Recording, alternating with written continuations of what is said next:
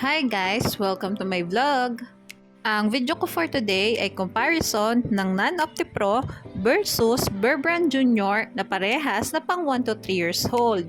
Ito nga pala yung napili ko na i-review ngayon kasi parehas silang product ng Nestle. At yung NAN, yun yung nakikita kong pinakamahal na product nila sa gatas na pang 1 to 3 years old at yung Bear Brand naman yung pinakamura. At sa mga nais pong magpa-review sa akin, ito po yung guidelines ko sa pagre-review. Dapat po premium milk versus premium milk o kaya naman ordinary milk versus ordinary milk or pwede rin naman na same yung manufacturer. Yung Bear Brand at NAN, pumasok siya dun sa same ang manufacturer. Sa nutrition facts, magbabase tayo sa measurement na 100 grams per powder. Pero tandaan, hindi ito health advice. Review lang ito base sa nutrition facts, price, at ibang bagay na pwedeng makita sa packaging. Mas mainam na kumonsulta muna sa pediatrician kung magbibigay ng formula milk sa bata. Okay, let's start. Sa energy, protein, fat, linoleic acid, and ARA, lamang ang NAN. Samantalang lamang naman ang Bear Brand sa linolenic acid, ngunit wala itong ARA. Sa DHA, sugars, lactose, and fibers, lamang ang NAN. Samantalang lamang naman ang Bear Brand sa carbohydrates, ngunit wala itong DHA at hindi din naka-indicate sa nutrition facts nito ang sugars and lactose. Lamang ang NAN sa first category. Mag-proceed naman tayo sa vitamins. Sa vitamin A, vitamin D, vitamin E, vitamin K, and vitamin C, lamang ang NAN. Samantalang lamang naman ang Bear Brand sa vitamin B1 and vitamin B2.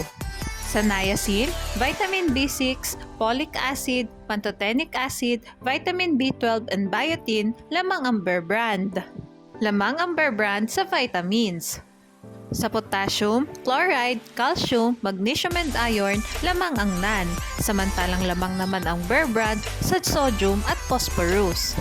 Sa copper, manganese at selenium, lamang ang NAN. Samantalang lamang naman ang Bear Brand sa zinc and iodine.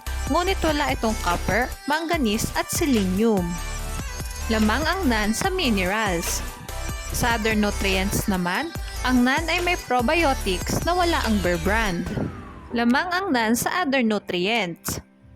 Magtungo naman tayo sa price na parehas kong kinuha sa Lazada. Paalala guys, pwede mag-iba ang presyo ng dalawang gatas na ito depende kung saan store nyo sila titingnan.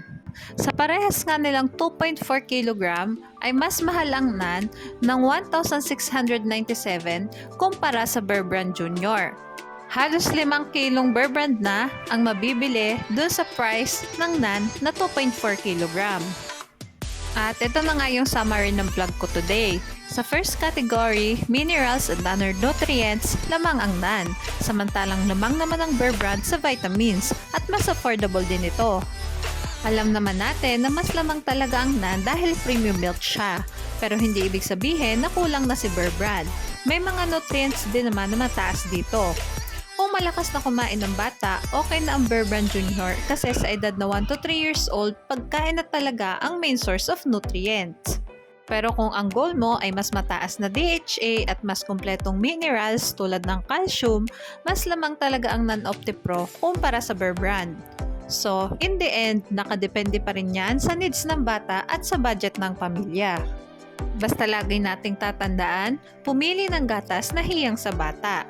Mahalagang paalala, breast milk is the best milk for babies. Okay, hanggang dito na lang po ang vlog ko. Sana ay nagustuhan nyo. Thanks for watching. Please like and subscribe for more videos.